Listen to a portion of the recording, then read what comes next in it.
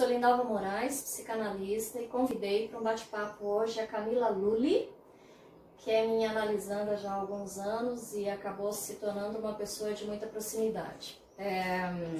Eu acho que ela pode contribuir bastante para o objetivo desse vídeo, que é falar do que tem de mais básico sobre a teoria psicanalítica, sobre a análise do inconsciente, o que é psicanálise, o que se esperar de uma psicoterapia com abordagem psicanalítica, o que não esperar, todo mundo deve e pode ter acesso, qual é o perfil de analisando que é bem-vindo para esse tipo de método. Eu posso falar sobre isso tudo, mas com alguém que se submeteu à psicoterapia e tendo outro ponto de vista, até nós estávamos conversando antes de ligar a câmera e eu pedi para a Camila resgatar a pessoa que chegou ao consultório. Não porque mudou drasticamente, mas porque isso já tem muitos anos e é claro que houve todo um desenvolvimento e o ponto de vista dela acerca da terapia e é uma pessoa que sempre deu continuidade ao processo terapêutico, isso é muito importante. Então, se eu convidasse um analisando que estivesse tido comigo há muito tempo atrás, mas interrompeu a terapia ou não deu continuidade, muito provavelmente o ponto de vista dele também seria fragmentado sobre o próprio processo terapêutico. E aí, quem era a Camila que chegou há 7 anos atrás no consultório? Lembra dela? Quais eram as questões, os medos, o que ela pensava, as expectativas com relação à terapia? Quem era essa pessoa? Quem era esse psiquismo? Bom, em primeiro lugar, acho que isso muita gente vai se identificar, que a Camila de 7 anos atrás era uma pessoa extremamente resistente a fazer terapia. Passava já fazia muito tempo que eu pensava sobre isso, que algumas pessoas falavam pra mim disso. E assim, a vontade ela existia, mas eu acho que a resistência sempre vencia, ela era sempre maior. E aí, para continuar a trajetória dos clichês, foi só quando algo muito importante aconteceu na minha vida, né? Algo muito difícil, um acontecimento que mudou a minha vida, que aí eu me senti completamente convidada ou a necessidade falou muito mais alto. Então eu estava vivenciando um luto e foi por causa do luto que aí a minha resistência ela terminou. E aí eu fui buscar fazer terapia. Meu pai faleceu e foi uma morte repentina, foi um acidente, eu não tava, ninguém estava esperando, ninguém estava se preparando para isso. Eu tinha 22 anos, tinha casado há pouquíssimo tempo, vindo para São José.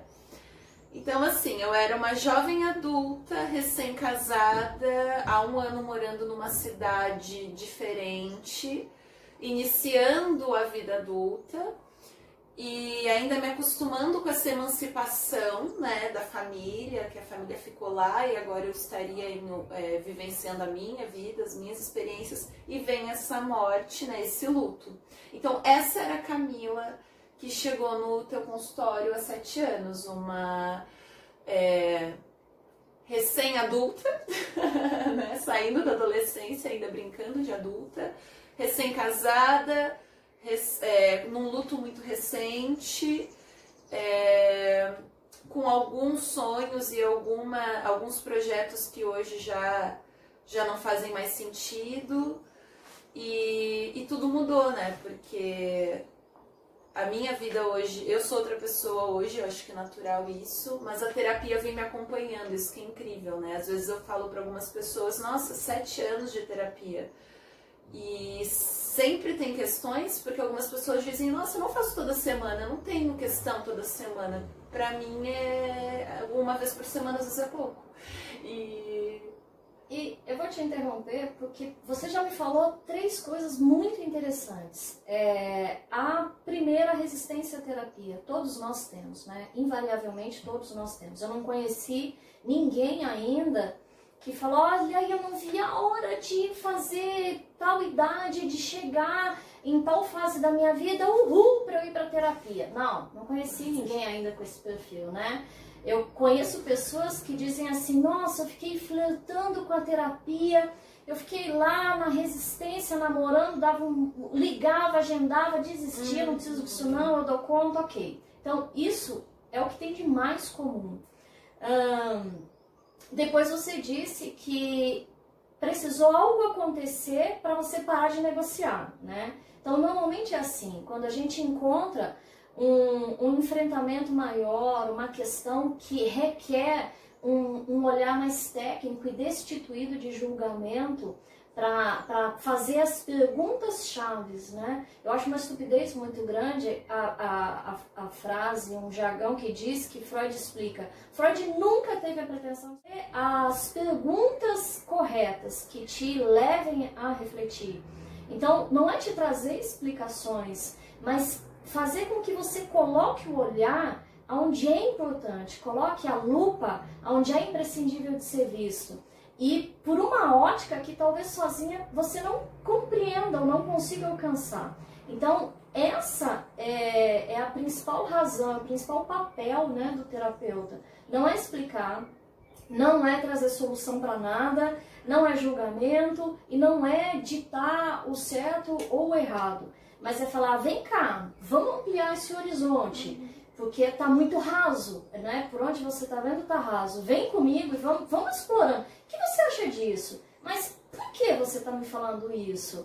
Mas que tal esse ponto de vista? O que você me diria se fosse por aqui? Então, essa é a grande metodologia, né? É pegar os escapes que o teu inconsciente me oferece, transformar em questionamento e te devolver para ver até onde você chega, até onde você está disposto a chegar. Eu não posso vislumbrar um caminho que é para você seguir. Por mais que eu veja, tecnicamente ele pode ser muito provável, ele pode ser muito interessante, mas ele tem que ser seguido por você. E se a gente tiver que abortar porque é isso que tem que ser respeitado, né? Bom, e por último, agora você estava falando do tempo de terapia, né? 7 anos em terapia. Sempre que eu digo às pessoas, até aos colegas, né? Eu tenho uma agenda de fidelização de analisandos. São pessoas que estão comigo há muito tempo, ou de forma contínua, ou até dessa forma por períodos, né? Eles alcançam o objetivo principal da terapia, têm alta analítica, e depois que têm alta analítica, voltam, bom, eu quero discutir mais algumas coisas, existem algumas coisas aqui que aconteceram, a nossa vida não é retilínea, quero retomar a terapia agora com foco de outra forma. Mas são pessoas que estão comigo já há muito tempo. E aí me questionam o seguinte, nossa, mas não te parece uma certa incompetência ter pessoas por tanto tempo no consultório? Não, eu acho que não tem a ver com competência, nem do analista e nem do analisando, né? Tem a ver com produzir mesmo, com produzir conteúdo, com não se contentar com o raso. Tem as pessoas que não têm perfil para terapia de longa data, de longa permanência, ela foi lá com um propósito definido, ela não está disposta a essa abrangência e eu super respeito isso, mas tem gente que tem muito conteúdo, são pessoas que são infinitamente curiosas, não só por si mesmos, mas pelo mundo que a cerca, e essas rendem muito. E é muito, muito valoroso para quem está do outro lado essa observância, né? As conquistas terapêuticas e toda eu acho que o cenário do mapa diagnóstico, quem chegou, com que perfil de conteúdo, tudo que foi explorado, até onde nós já chegamos e ainda tudo o que está por vir. Quais todas as possibilidades que nós ainda temos para explorar. Exatamente. E eu acho que isso tem muito do do objetivo mesmo do analisando, quando ele busca terapia, né? Por exemplo, quando eu estava lá na minha resistência e veio esse acontecimento do luto, eu não planejava ficar por quase uma década em terapia, né? Nossa, agora pareceu muito tempo. Eu me sinto tão importante falando assim, tão madura. Tenho 30 anos e quase uma década de terapia. Olhando pelo lado positivo, né? Vamos ser otimistas. Essa naturalidade, essa proximidade, essa intimidade, às vezes, que é construída entre analista e analisando, que acontece de uma forma muito saudável, muito salutar, né? Porque demove um pouco a teoria, o fundamento, né? Que é necessário, imprescindível haver um distanciamento da figura do analista e do analisando. É muito prudente que esse distanciamento emocional, psicológico, pessoal, de qualquer forma ou identidade, seja preservado para que o setting analítico ele tenha a fluidez técnica que é necessária. Mas em alguns casos, e eu ouso dizer que na minha clínica, não são poucos, até são muitos, que eu consigo sim estabelecer essa proximidade, né? Essa humanização e de ter até uma conversa que tenha uma fluidez que nos permite muito trabalho, nos permite dizer, escuta aqui, não foi isso que você me falou semana passada? Teve uma amnésia, bateu com a cabeça, o que aconteceu? Vamos juntar os cacos? Vamos? Não, peraí, quem é que tá querendo deixar quem louco aqui? Então, também cabe e abraça esse tipo de comportamento e de proximidade, que eu vejo como uma particularidade do que a gente constrói junto, né? Sim, eu acho que é uma relação com combinados muito bem estabelecidos, né? E a partir do momento que a gente tem esses combinados muito bem estabelecidos, existe espaço para o afeto e para a humanização. Porque eu não esqueço várias vezes que na terapia, durante uma sessão, tu falou para mim assim, tá acontecendo uma transferência, vamos parar aqui, vamos repensar isso.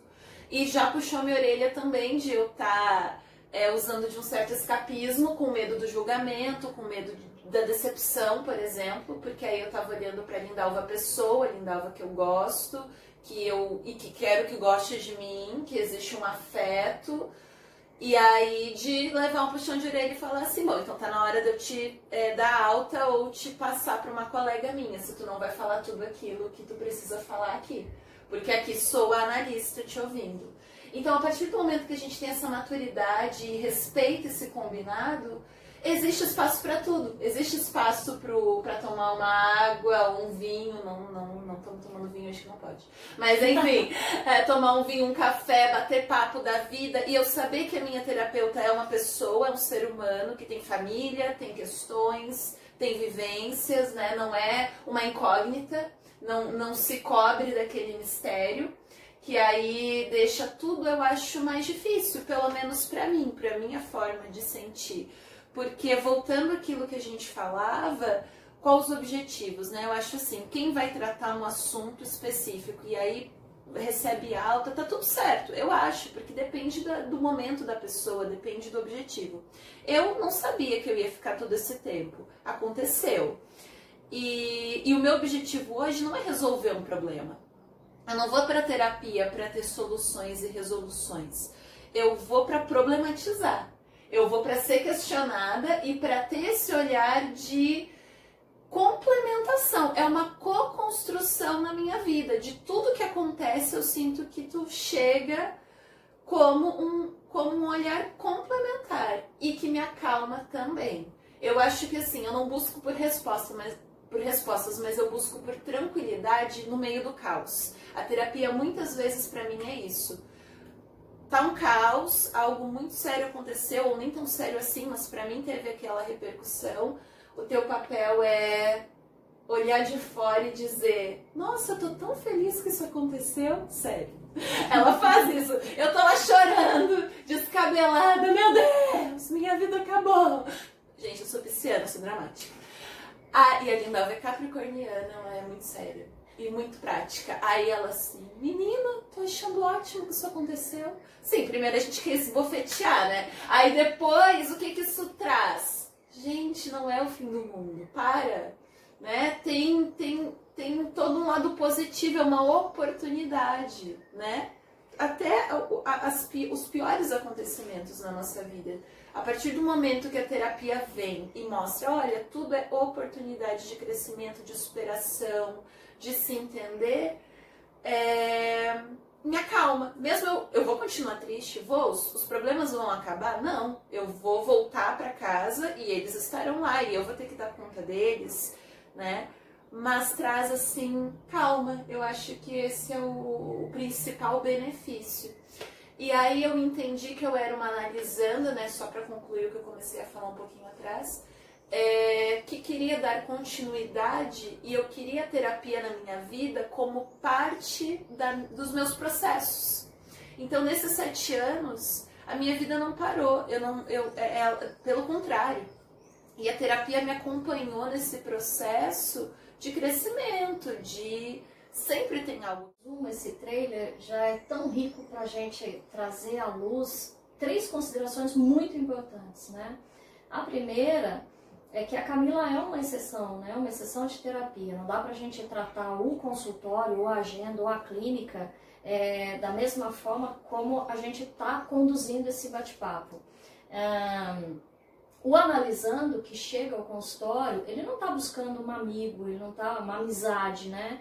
Ele está buscando um profissional apropriado, preparado e formado para recebê-lo e para atendê-lo. E depois, por isso até que eu acho que a Camila era a pessoa ideal para a gente estar começando esse projeto e esses bate-papos, porque ela é uma exceção que eu acho que eu valorizo até no consultório, valorizo bastante, mas esse nunca é o objetivo principal, né? O objetivo principal é atender a demanda psicológica e de saúde mental e de qualidade de vida emocional do sujeito, né? A nossa intimidade foi bônus. Uhum. Bom, a segunda consideração que foi muito interessante que você falou e que eu já tinha dito, a nossa vida não é retilínea, coisas acontecem, coisas alheias ao nosso desejo, à nossa escolha. E aí onde é que entra a terapia? É para oferecer acolhimento, cumplicidade? Não necessariamente. Isso eventualmente é necessário, mas é muito à margem do objetivo principal. O objetivo principal será sempre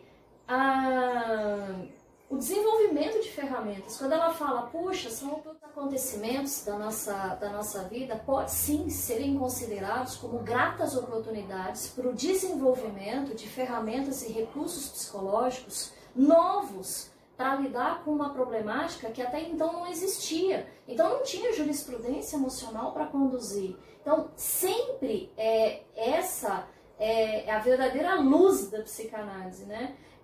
Dizer, olha, vem cá, que você pode fazer mais com esse inconsciente poderosíssimo que você tem, com defesas que não foram desenvolvidas apropriadamente, com mecanismos de sobrevivência que você ainda não descobriu ou não inventou, mas que ainda dá tempo de fazer. Então, ver os problemas como uma grata oportunidade está muito associado a isso. Nietzsche, ele nos trazia, e eu acho que a gente já falou muito sobre isso, né? Que ninguém se desenvolve quando está tudo em ordem e o mar está manso. Ninguém vira gente grande de verdade no ponto de vista emocional quando tá tudo uma maravilha. Quando a gente está na rede, a brisa só está lá nos refrescando. Não, então sim, os perrengues, as dificuldades, os enfrentamentos os traumas, eles podem ser vistos como oportunidade, desde que, é claro que ninguém busca por isso, mas quando eles acontecem, desde que consigamos desenvolver ou alavancar ferramentas novas para trabalhar e para lidar com isso, né? 3 coisas que eu acho assim que valem muito a pena falar, como analisando, para quem está assistindo a esse vídeo, se nunca fez uma terapia, se está pensando em fazer, né? Eu acho que são as 3 principais que eu diria, tá? Do ponto de vista de analisando. O que eu mais aprendi com a terapia? Qual foi a grande diferença que a terapia fez na minha vida? Primeiro, nós não estamos sozinhos. Essas coisas não acontecem só com a gente. Então, quando eu comecei a terapia por conta do luto, eu achava que eu tinha sentimentos e pensamentos que só estavam acontecendo comigo. Né? Por exemplo, talvez alguém que já tenha perdido um ente querido se identifique com isso. Nos primeiros meses, eu achava que meu pai ia voltar. Eu achava que ele tinha pregado uma peça, eu achava que ele tinha viajado, que em qualquer momento ele ia tocar a campainha do meu apartamento, eu abria e ele ia estar lá. E eu comecei a achar que eu tava louca, né? Que eu tava... Gente, que isso? Por que isso? Que sentimento é esse? E aí a terapia me ajudou a entender que isso é só uma fase do luto. Então, não é que eu tava, louca, não é que eu tava exatamente vivendo o que eu tinha que viver.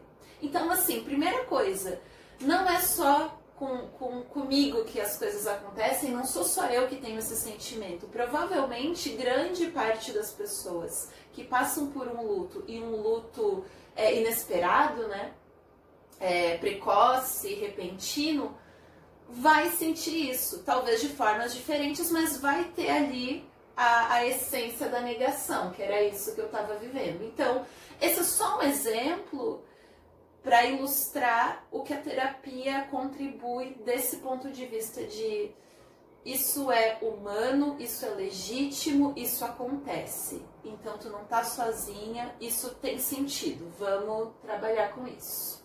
Isso que você está dizendo nos leva para uma parte que é muito importante da técnica, né? Que é denominar, que é identificar e denominar, contextualizar, conceitualizar. Quando você está sentindo, existe um emaranhado emocional, né? Dentro da tua alma, e você começa a externar, e aí você percebe, pô, peraí, se eu estou falando, se eu estou dando formato, já é diferente de estar só num fantasma, um nevoeiro de um fantasma emocional dentro de mim. A partir do momento que eu coloco para fora, que eu comunico, que eu me ouço, né? Ele já ganha uma dimensão, já não está mais tão abstrato e tão amplo ou tão vago. Então ele já ganha um formato. Quando alguém vem tecnicamente e define, olha, isso que você está sentindo tem nome. Não, isso aqui a gente pode entender desta forma. Alguém já falou sobre isso, ou então não, vamos tentar juntas, né? De repente algo tão novo, tão sério, que não tenho referência. É muito raro isso, né? Eu não lembro disso ter acontecido. Mas enfim. Pode acontecer. Consideramos essa hipótese. Vamos definir juntas. Mas definir o que está se passando, que esse sentimento tenha nome, de preferência sobrenome, isso nos traz um alento muito grande, sabe? A gente sabe com o que está lidando, a gente sabe como deve acontecer essa apropriação e como deve ser conduzido. Isso. Perfeito. Não acho. É exatamente assim como eu me sinto. E aí, isso já leva para o segundo elemento que eu pensei, né? Eu pensei em 3. E o segundo o que mais importa são as nossas motivações e não as nossas ações. Então, esse seria não em ordem de importância, né? Eu escolhi 3, que eu acho que eles são igualmente importantes. O primeiro é esse, você não está sozinho, acontece, tem nome e sobrenome, vamos entender isso, mas é natural, é esperado, é genuíno. Aí o segundo quais são as tuas motivações? Porque aí a partir do momento que a gente começa a desenvolver, né, O trabalho em torno desse acontecimento, por exemplo, que já tem nome, tem sobrenome, e o que eu vou fazer com isso? Ah, eu acho que eu tenho que fazer isso, isso e isso. Eu acho que a minha interpretação é essa. Quais são as motivações? Então, isso é pra vida, é pra sempre. Eu acho que é a pergunta que eu mais ouvi, né? Eu tô rindo aqui por dentro, né? Porque é a pergunta que a gente mais faz em terapia. Porque quando analisando te traz dentro do ponto de vista de realidade dele, e aí ele é abordado, ele é questionado, e o que está por trás? Qual era o teu objetivo? Não, mas eu fiz isso. Não, a tua atitude eu já entendi. Mas o que estava por trás dela? Exato. O que te motivou intimamente a fazer essa escolha? Porque é isso que a gente tem que entender, né? Exato. E aí, para fechar, o terceiro, que também tem tudo a ver com as motivações, porque aí às vezes tu percebe no meio da terapia assim, nossa, que motivação besta que eu tive, ou que motivação nada genuína. E aí vem a oportunidade, que eu diria que é o terceiro elemento, que tudo é oportunidade. Até quando a tua motivação foi péssima e a ação pior ainda, é uma oportunidade. Tudo é oportunidade. Então, o que a gente faz com isso? Né? Não dá pra voltar atrás, não dá pra mudar, dá pra mudar daqui por diante. E o que isso está te ensinando? Qual é a oportunidade de aprendizado que essa situação te traz? Como eu adorei! Eu nem sei quanto tempo a gente está aqui não falando. Sei também. Eu também não prestei atenção, não sei mas quanto foi tempo ótimo. vai ter esse vídeo. Mas eu acho que para uma proposta, para quem nos assiste, de vislumbrar o que se passa dentro de um setting analítico, como é que a gente conduz as questões, o que se esperar, o que não esperar, né? Numa sessão de terapia você não compra a solução, né? Você compra a contribuição para você construir a sua solução. Então, eu acho que nós conseguimos passar essa ideia, né? Essa vaga ideia. Estou muito feliz que você tenha vindo. Eu também, obrigada pelo convite, de verdade, de coração. E para mim tá claro que nós faremos muitos outros bate-papos. Com certeza.